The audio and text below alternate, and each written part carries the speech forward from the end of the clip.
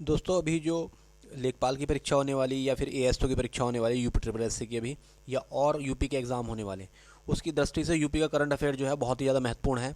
उसी के लिए यूपी के जो पिछले एक साल का जो करंट अफेयर है उसके जो महत्वपूर्ण पॉइंट हैं उसके आधार पर क्वेश्चन बनाए गए हैं। सभी एग्ज़ाम के लिए बहुत महत्वपूर्ण है। अगर आपको वीडियो सही लगता है तो आप चैनल को सब्सक्राइब करिए, लाइक करिए, साथ ही हमारा एक टेलीग्राम चैनल है उसको जाके ज्वाइन कीजिए, उसका लिंक पिन कमेंट कर दिया जाएगा। अब ये यूपी के पिछला जो एक साल है उसके कुछ महत्वपूर्ण प्रश्न हैं और ये पहला पार्ट है उसका। अभी इसके और पार्ट भी आएंगे। जो सबसे महत्वपूर्ण सवाल हैं वो आपको याद होने चाहिए। पहला क्वेश्चन है इसके अंदर के सितंबर 2025 में प्रधानमंत्री नरेंद्र मोदी ने भारत के पहले फ्रेड विलेज माल ढुलाई गांव की आधारशिला कहाँ रखी थी। तो ये है राहुलपुर क्षेत्र है वाराणसी का, वहाँ पर इसकी रखी गई थी। और भारत का चूंकि पहला है तो ये और भी ज़्यादा महत्वपूर्ण है। दूसरा है इसके अंदर उत्तर प्रदेश में किस शहर में सिरेमिक कचरे के निर्माण से निर्मित दुनिया का पहला पार्क अनोखी दुनिया, ये खुर्जा में बनाया गया है। बहुत महत्वपूर्ण है खुर्जा के अंदर, खुर्जा।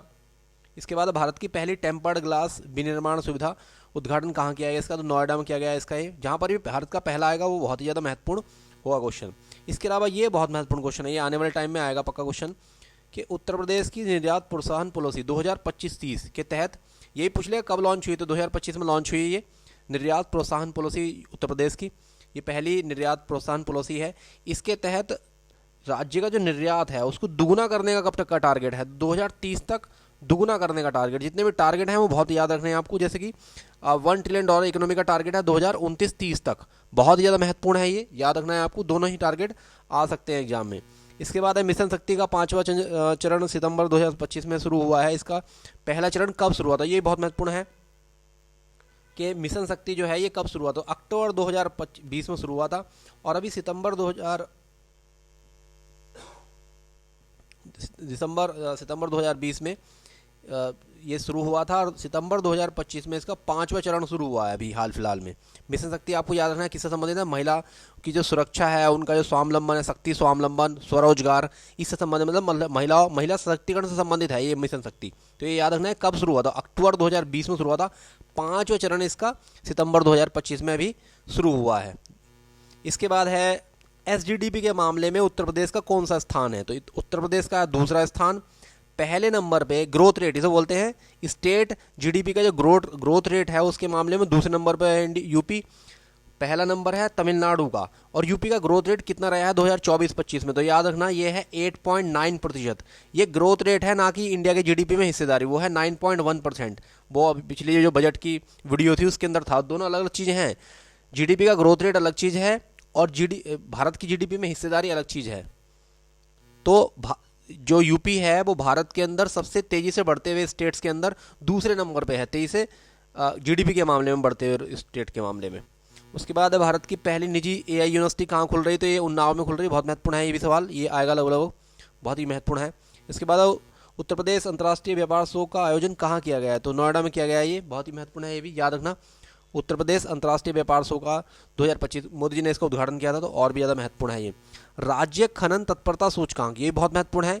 मध्यम श्रेणी में यूपी को रखा गया। पहली बात तो ये है, पूछेगा कौन सी श्रेणी में रखा गया, तो मध्यम संसाधन श्रेणी में रखा गया है। दूसरा के कौन से नंबर पर है, तो दूसरे नंबर पर है यूपी। पहले नंबर पर गोवा था, गोवा पहले नंबर पर गोवा है, दूसरे पे यूपी है।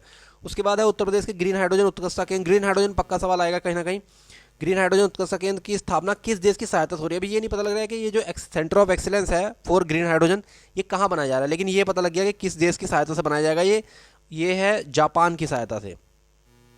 इसके बाद है इसमें राज्य वित्त आयोग रिपोर्ट आई थी क्या 21 में कि 2022-23 की रिपोर्ट के अनुसार राजस्व अधिशेष का दर्जा मिला है यूपी को। और ये पहले नंबर का स्टेट है भारत में जो राजस्व अधिशेष मतलब रिवेन्यू सरप्लस है जिसके पास। और वो सरप्लस कितने का है, तो 37,000 करोड़ रुपए का वो सरप्लस दिखाया गया है यूपी का, और ये भारत में सबसे ज़्यादा है, कोई भी स्टेट के पास इतना सरप्लस नहीं है।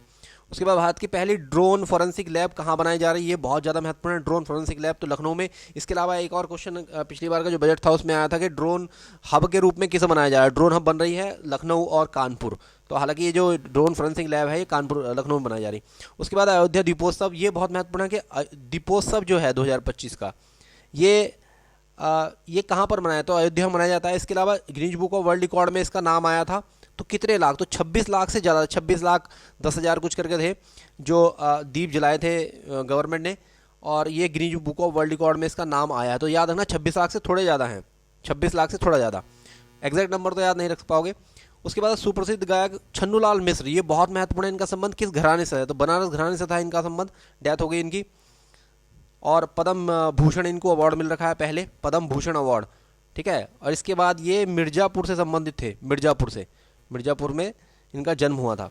उसके बाद उत्तर प्रदेश के पहले ग्रीन हाइड्रोजन संयंत्र का उद्घाटन किस जिले में किया गया? तो एक गोरखपुर में किया गया। ये तो नॉर्मल क्वेश्चन है, लेकिन ये आ सकता है क्वेश्चन। उसके बाद भारत की पहली AI सिटी कौन से शहर को उत्तर प्रदेश के विकसित किया जा रहा है? तो लखनऊ को विकसित किया जा रहा है as a AI city, Bharat की पहली AI सिटी। इसके बाद है 6वां राष्ट्रीय जल पुरस्कार उत्तर प्रदेश किस जिले को सर्वश्रेष्ठ? तो ये मिर्ज़ापुर को दिया गया है। राष्ट्रीय जल पुरस्कार के अंदर मिर्ज़ापुर को सर्वश्रेष्ठ जिले के रूप में घोषित किया गया है। उत्तर प्रदेश के किस शहर को यूनेस्को की रचनात्मक शहर की सिटी में गैस्ट्रोनॉमी की श्रेणी में? याद रखना लखनऊ को है, ये तो बहुत ज़्यादा चर्चित सवाल था। इसके बाद भारत की पहली 3 मेगावाट वाली बेंडियम रेडॉक्स फ्लो बैटरी का उद्घाटन कहाँ किया गया है? तो ये नोएडा में किया गया है, ग्रेटर नोएडा में कई सारी चीज़ों के लिए न्यूज़ में था। उसके बाद देव दीपावली का संबंध कौन से शहर से है? ये बहुत महत्वपूर्ण है, वाराणसी से है देव दीपावली का संबंध, बहुत महत्वपूर्ण है ये। भारत का पहला solar on track system Uttar Pradesh के किस स्थान पर लॉन्च किया गया है? तो गाजियाबाद में लॉन्च, जहाँ भी पहला आएगा ये तो बहुत ही ज़्यादा महत्वपूर्ण हो जाएगा। उसके बाद सड़क सुरक्षा में AI अपनाने वाला पहला स्टेट कौन सा बन गया? तो उत्तर प्रदेश ही बन गया है, यूपी।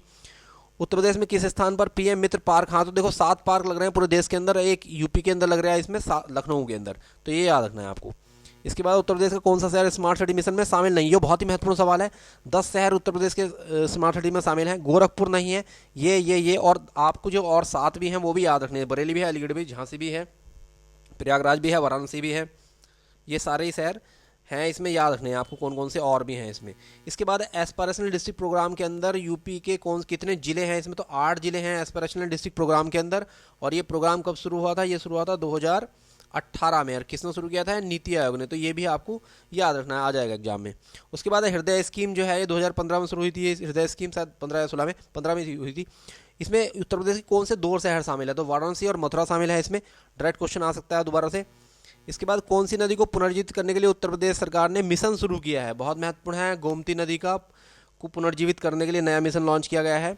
इसके बाद ऑपरेशन शिकंजा उत्तर प्रदेश के द्वारा किसके लिए चला गया? तो आर्थिक अपराधों को दूर खत्म करने के लिए ऑपरेशन शिकंजा चलाया गया था, बहुत ही महत्वपूर्ण है ये भी। उसके बाद Mailani Nanpara metre gauge line को हेरिटेज रूट घोषित किया गया है। तो ये है दुधवा नेशनल पार्क में, इसको हेरिटेज रूट घोषित किया गया है इंडियन रेलवेज द्वारा। उसके बाद अंतर्राष्ट्रीय अभिधम्म दिवस का आयोजन कहाँ किया गया था? तो ये किया गया था नोएडा के अंदर, 6 या 7 अक्टूबर को मनाया गया था अभिधम्म दिवस, बहुत ही महत्वपूर्ण है ये, याद रखना है आपको इसी। तो ये तो पहला पार्ट था, इसके अलावा और जो पार्ट हैं इसके भी आने वाले हैं साथ साथ। अगर वीडियो सही लगता है लाइक कीजिए, सब्सक्राइब कीजिए, साथ ही हमारा टेलीग्राम चैनल है उसका लिंक पिन कमेंट कर दिया जाएगा, उसको भी आप ज्वाइन कीजिए। Thank you very much.